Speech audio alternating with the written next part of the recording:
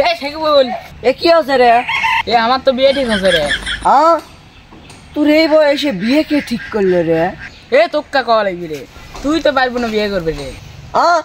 তুই এত বড় কথা কইলু রে। থাক, এখনই আমি আমার মামাকে দেখা করছি।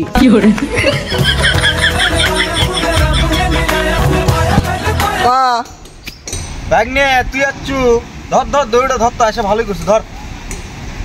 একটা কথা আসলো। কি আছে ক? আমার বাপ মায়ের পর তো তুমি অভিভাবক। হ্যাঁ তা কি আছে?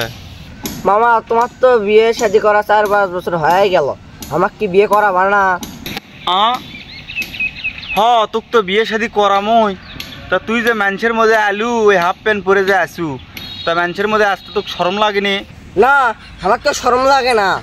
যেদিন তোকে শরম লাগবি সেদিন তোকে বিয়ে করামো, তার আগে আমার জানা আসে বিয়ের কথাবার্তা কোস নে। তুমি একটা কথা কই মামা, আর করবো না তোমার সাথে, আর কোনো কথা নাই।